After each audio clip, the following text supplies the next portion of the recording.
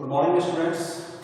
Today I am going to discuss about types of matrices. This is my second class. First class I have already done. In previous classes, I have discussed about the matrices. Today I am going to discuss about types of matrices. In types of matrices, I have already 4 types as discussed in the first class. But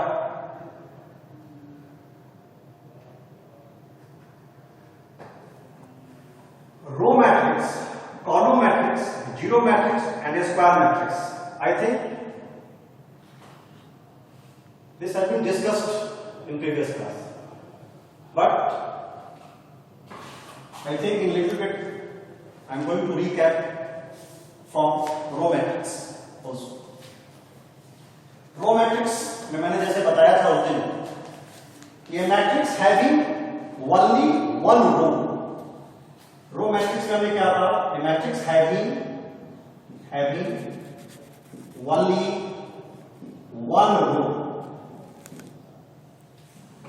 हमने कहा था कि उसमें columns एक भी हो सकते हैं, 2 भी हो सकते हैं, 3 भी हो सकते हैं, लेकिन रो कितने होंगे? 1 होंगे.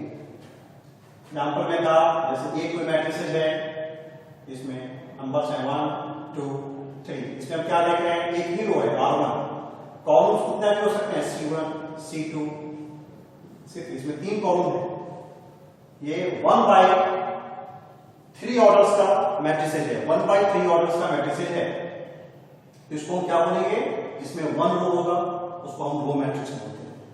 सेकंड थिंग है, सेकंड मैट्रिक्स है जिसको हम लोग कॉलम मैट्रिक्स बोलते हैं, जिसमें हैविंग ओनली वन कॉलम. वैसा मैट्रिक्स जिसमें सिर्फ एक कॉलम हो. एग्जांपल्स में देख रहे हैं, जैसे एक पे एक मैट्रिक्स है जिसमें एलिमेंट्स हैं A B C.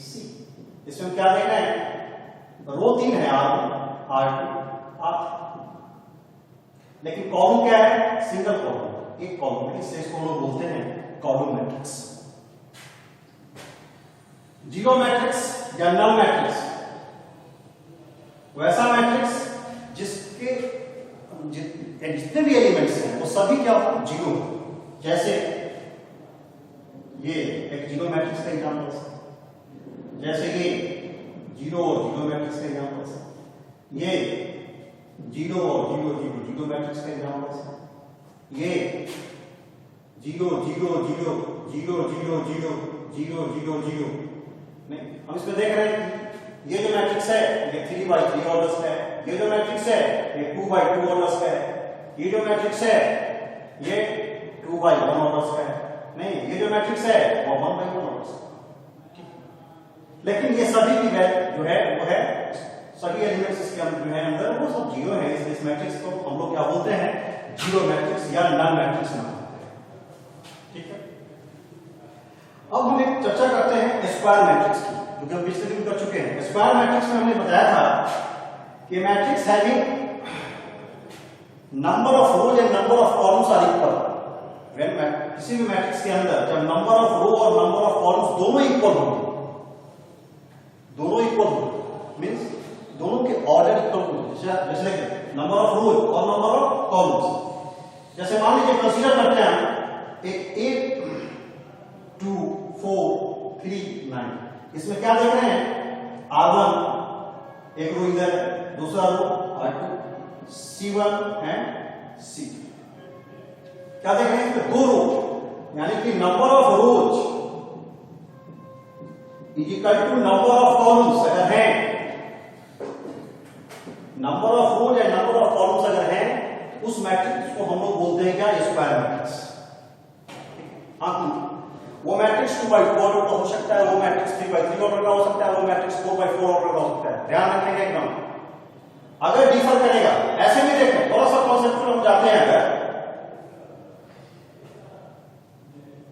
कि स्क्वायर में और रेक्टेंगल में, स्क्वायर और रेक्टेंगल में हम क्या देखते हैं? रेक्टेंगल में क्या होता है? आइदर ये लेंथ बड़ा होगा और ये लेंथ छोटा होता है। ये लेंथ बड़ा होता है, इसका मतलब है कि कॉलम्स का एडजस्टमेंट ज्यादा हो जाएगा और रो का एडजस्टमेंट कम।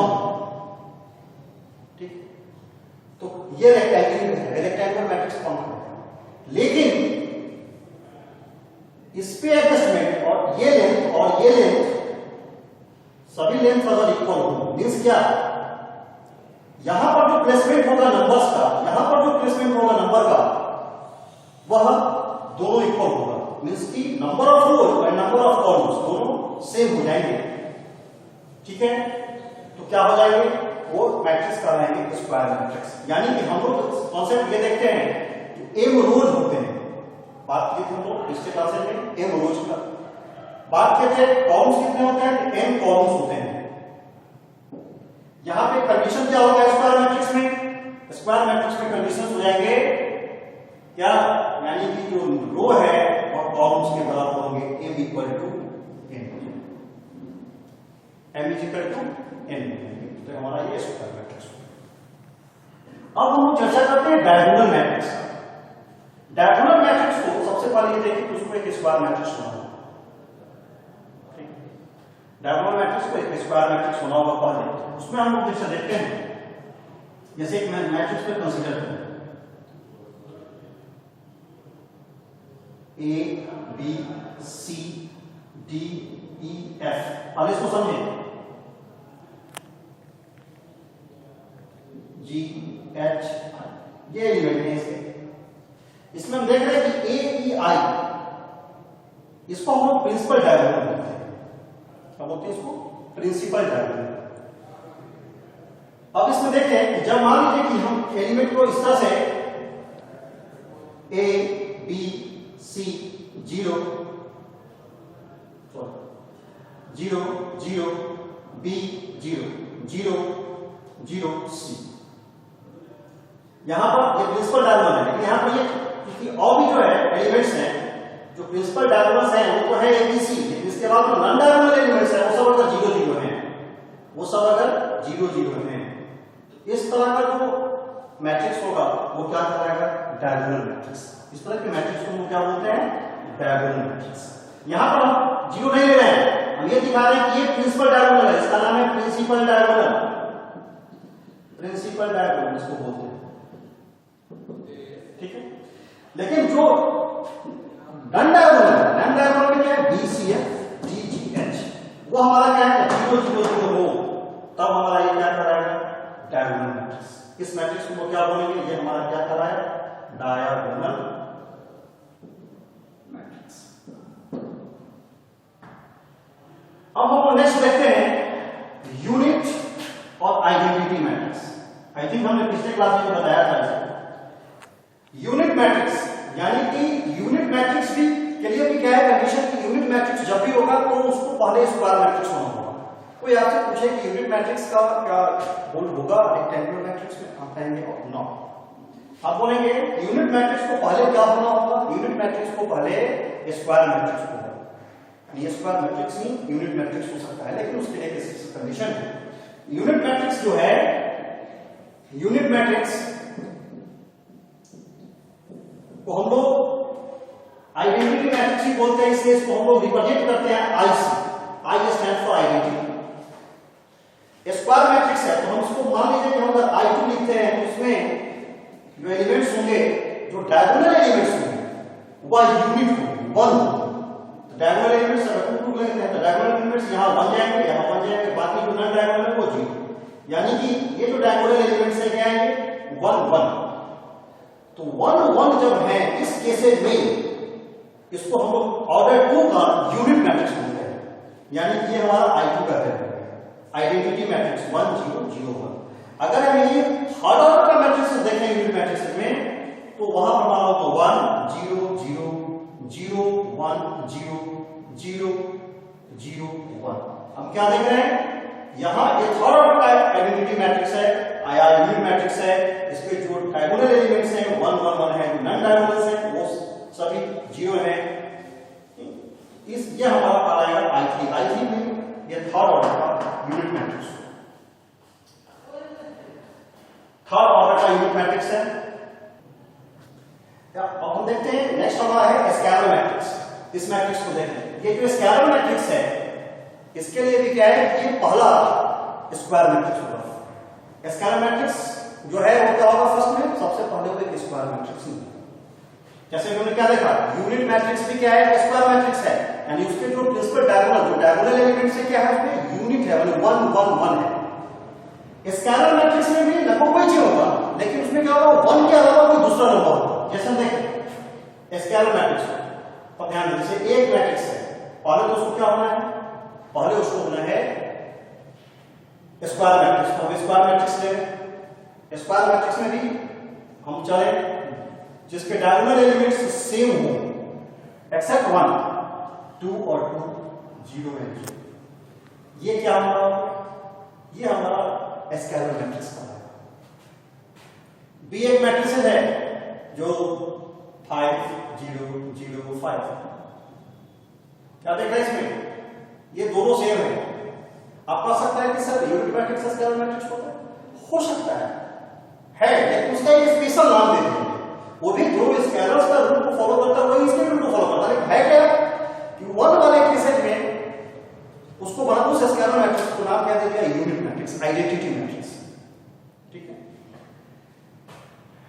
क्योंकि कभी कभी क्या होता है कि जब हम डिटरमिनेंट्स में या चेंज करते हैं उसको, तो किसी अगर 1 है, अगर सपोज कीजिए 1 है तो 1 से जब किसी भी नंबर को मल्टीप्लाई करेंगे तो नंबर 5 को 1 से करेंगे तो 5 ही रह जाता है, लेकिन 5 को 2 से करेंगे तो वैल्यू चेंज हो जाएगी, 5 को 3 से करेंगे तो वैल्यू चेंज हो जाएगी।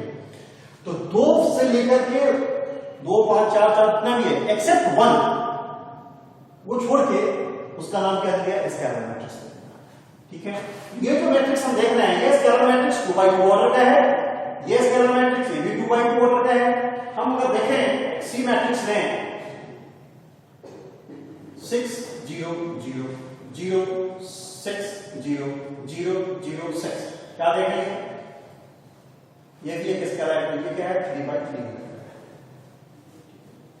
अब आप देखेंगे जब अगर रेक्टेंगुलर मैट्रिसेस को कंसीडर करें, बता रहे हैं यहां पर अगर हम एक डी रेक्टेंगुलर मैट्रिसेस लेते हैं 1 2 3 4 5 6, इसमें डायगोनल फॉर्म हो रहा है, किसी भी स्थिति में देखते हैं डायगोनल फॉर्म होगा, नहीं होगा। आप कहेंगे सर 4 5 3 हो सकता है, नहीं, ये डायगोनल नहीं है, नहीं हो सकता। आप कहेंगे सर 1 5 हो सकता है, 1 5 में 6 कहां चला गया, इसमें डायगोनल नहीं फॉर्म होता, इसलिए हम लोग क्या करते हैं स्क्वायर मैट्रिक्स जब होगा तभी वो डायगोनल होगा, और जब डायगोनल मैट्रिक्स सेम हो जाए एक्सेप्ट 1 तब वो हमारा क्या कहलाता है, स्केलर मैट्रिक्स कहलाता है। अब हम लोग देखते हैं upper triangular matrix. Upper triangular matrix पे ध्यान दीजिए, you upper triangular matrix, upper triangular matrix, upper triangular matrix को देखते हैं। अपर ट्रायंगुलर मैट्रिक्स क्या कीजिए, एक ए मैट्रिक्स है जिसमें 5 6 3 2 5 9 0 3 2। अभी अपर ट्रायंगुलर मैट्रिक्स है नहीं, अभी आपके पास एग्जांपल नहीं है। ट्रायंगल्स देखिए, अपर ट्रायंगुलर मैट्रिक्स का मतलब हुआ कि यहां पर जो नंबर है वो रहे, लेकिन इसके बाद जो नंबर्स हैं यहां पर ट्रायंगल बनना, यहां पे 0 और यहां पे 0। ये मैट्रिक्स है मेरा अपर ट्रायंगुलर मैट्रिक्स है, यानी कि इसका जो नीचे वाला पार्ट है ट्रायंगल का फॉर्मेशन वाला लोअर सेक्शन में होता है और अपर सेक्शन में नंबर्स हैं, इसलिए इस तरह के मैट्रिक्स को हम लोग क्या बोलते हैं, अपर ट्रायंगुलर मैट्रिक्स बोलते हैं। और यही सेम चीज पढ़ जाएगा जब लोअर ट्रायंगुलर मैट्रिक्स चलेंगे। अपर ट्रायंगुलर मैट्रिक्स दिए हैं तो उसी तरह से जब हम लोअर ट्रायंगुलर मैट्रिक्स की चर्चा करेंगे, लोअर ट्रायंगुलर मैट्रिक्स की चर्चा करेंगे तो उसमें जो नंबर्स हैं, जैसे मान लीजिए कि एक कोई मैट्रिक्स है, उसमें जो नंबर्स हैं वो क्या हो जाएंगे, 5 0 0 3 2 3 2 0 1 6 9। ठीक है, यहां क्या देख रहे हैं, लोअर सेक्शन में नंबर्स है लेकिन अपर वाले सेक्शन में एक ट्रायंगल का फॉर्मेशन कर दिया। इस तरह का जो मैट्रिक्स बनेगा इसका एक स्पेशल नाम देंगे, क्या नाम दिया? लोअर ट्रायंगुलर मैट्रिक्स, इसका अपर ट्रायंगुलर मैट्रिक्स, जैसे स्क्वायर मैट्रिक्स, स्क्वायर मैट्रिक्स नाम देते हैं, उसी तरह से इस तरह के मैट्रिक्स का नाम क्या कर दिया? Upper triangular and lower triangular matrix. अब हम देखते हैं जो नेक्स्ट है हमारा स्क्वायर मैट्रिक्स का हमने चर्चा कर लिया। नेक्स्ट हमारा comparable matrix and equality of matrix. ये बहुत इंपॉर्टेंट चीज है, हम थोड़ा सा इसको एज करेंगे पहले ऊपर में। अब हम लोग नेक्स्ट मैट्रिक्स देखेंगे कंपैरेबल मैट्रिक्स, यानी कंपैरेबल, वर्ड कंपैरेबल है। आप कंपेयर कहां पे करेंगे? आप अकेला खुद कंपेयर नहीं कर सकते हैं। कोई भी अगर सब्सटेंस, कोई भी आर्टिकल्स अगर सिंगल में है तो आप किससे कंपेयर करेगा? यानी कंपेयर के लिए मिनिमम कितने मैट्रिक्स चाहिए? कम से कम मिनिमम 2 मैट्रिक्स चाहिए। 2 मैट्रिक्स चाहिए तभी कंपैरिजन हो सकता है। तो कंपैरेबल मैट्रिक्स के लिए कहता है कोई वो स्क्वायर मैट्रिक्स कंपैरेबल होगा जो सेम ऑर्डर में, सेम ऑर्डर का मतलब कि पहला अगर है 2x2 का तो दूसरा भी 2x2 का। नहीं, दूसरा में जैसे मान लें कि एक मैट्रिक्स है जो हमारा है जो 2x2 ऑर्डर है, 3 5 7 9, ये भी 2x2 का है। और बी एक मैट्रिक्स है जो x y u v, ये भी 2x2 का है। क्या देख रहे हैं कि दोनों का ऑर्डर सेम है, दोनों का ऑर्डर सेम है। जब दोनों का ऑर्डर सेम होगा उस तरह के मैट्रिक्स को हम क्या बोलेंगे? Comparable matrix. आपसे कोई कहता है, सपोज कि यहां ध्यान दीजिए, एक ए मैट्रिक्स है जो 4 5 3 2 1 7, एक ए मैट्रिक्स है। दूसरा मैट्रिक्स हम ले रहे हैं बी जो 3 2 1 5 7 9। ये आपका कितने किस ऑर्डर का मैट्रिक्स है? ये आपका 3/2 ऑर्डर का है। ये कितना है? 2/3 ऑर्डर का है। ये 3/2 ऑर्डर का है और ये 2/3 ऑर्डर का है। ये क्या है? Non comparable. ये कंपैरेबल मैट्रिक्स नहीं। कंपैरेबल मैट्रिक्स होने के लिए उनके ऑर्डर को क्या होना होगा? सेम होना होगा। सेम ऑर्डर में होंगे तभी 2 मैट्रिक्स या 3 मैट्रिक्स या 4 मैट्रिक्स।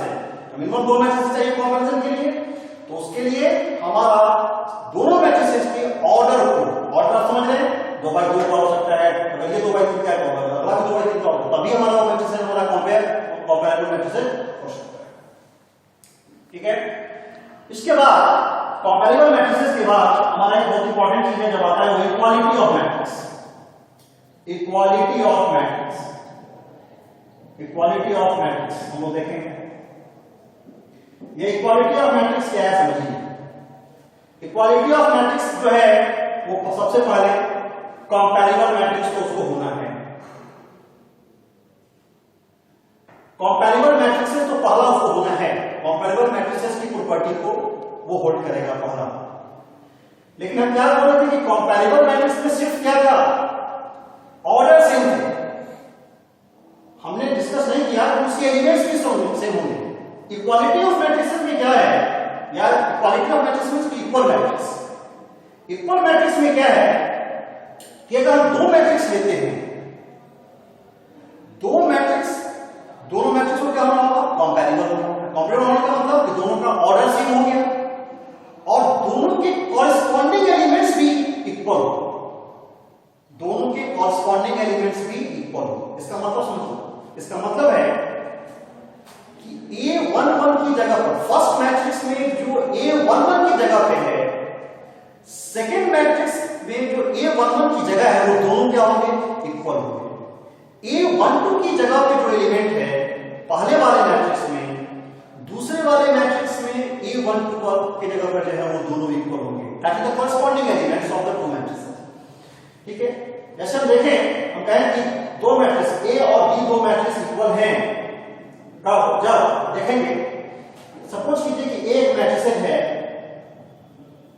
2 4 6 8, एक बी मैट्रिक्स है, ये भी 2x2 ऑर्डर का है, बी भी मैट्रिक्स को मिल गया जो मैट्रिक्स है 2 4 6 8।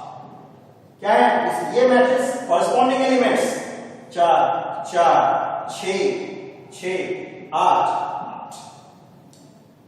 हम इसको इस तरह से देखते हैं। जैसे मान लीजिए कि कहते हैं कि एक मैट्रिसेज है जो x y u v, b एक मैट्रिसेज है जो 3 4 5 6 3 4 5 6, और ये इक्वल मैट्रिसेज है। ये दोनों मैट्रिसेज क्या है? Equal matrices. ये इक्वल मैट्रिसेज है, ये शर्त दे दिए, कंडीशन हमने सप्लाई कर दिया, कंडीशन दे दिए कि a एंड b दोनों क्या है? इक्वल मैट्रिसेज है। मींस a बराबर b है।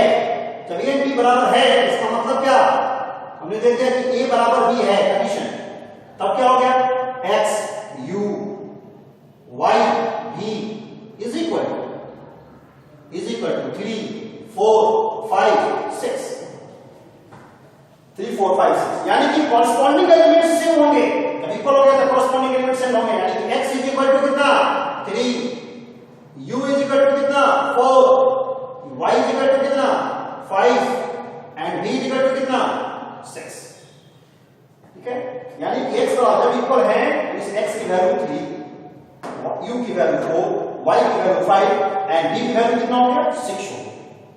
यानी कि हमने क्या किया कि कॉरस्पॉन्डिंग, और ये भी 2x2 ऑर्डर का मैट्रिसेज है, ये भी 2x2 ऑर्डर का मैट्रिसेज है, both are the comparable matrices and corresponding elements are same, that's two matrices are called the equal matrices. ठीक है, तो ये कॉन्सेप्ट है कि इक्वल मैट्रिसेज के लिए पहला आपको कंपैरेबल मैट्रिसेज होना है। कंपैरेबल मैट्रिसेज ही क्या होगा? इक्वल मैट्रिसेज होगा जब उसमें एक एडिशनल चीज जुड़ जाएगा कि कॉरस्पॉन्डिंग एलिमेंट्स उसके सेम होगा। ठीक, तो टाइप ऑफ मैट्रिसेज आपके खत्म हो गए। अब हम नेक्स्ट क्लास में हम ऑपरेशन ऑफ मैट्रिसेज की चर्चा करेंगे। ऑपरेशन ऑफ मैट्रिसेज मींस कि मैट्रिसेज का एडिशन, मैट्रिसेज का सब्ट्रैक्शन कैसे होता है, उसकी नेक्स्ट क्लास में चर्चा करेंगे। मैंने फर्स्ट सेशन में एक वर्कशीट डाला है जिसमें कंस्ट्रक्ट द मैट्रिसेज पे क्वेश्चन हमने बताया था, और आज हमने ये इक्वालिटी ऑफ मैट्रिक्स की भी चर्चा की है। ठीक है, इक्वालिटी ऑफ मैट्रिक्स पे भी क्वेश्चन डाला है वर्कशीट में। आप लोगों से ये है कि आप उसको बनाएंगे, ठीक है, और उसमें आंसर भी डाल दिए। तो आप ऐसा नहीं है कि आप पहले बनाएंगे, एक क्वेश्चन को करेंगे बार बार माइन्यूटली ढंग से उसको सोचेंगे, कैलकुलेशंस को सही करेंगे, क्योंकि मैट्रिक्स में कैलकुलेशन बहुत इंपॉर्टेंट है। अगर आपका कंसंट्रेशन लूज होगा तो आपका कैलकुलेशन गड़बड़ होगा और आंसर पे आप नहीं पहुंचेंगे, इसलिए पहले ही करेंगे। नेक्स्ट क्लास में हम ऑपरेशन ऑफ मैट्रिक्स पर चर्चा करेंगे।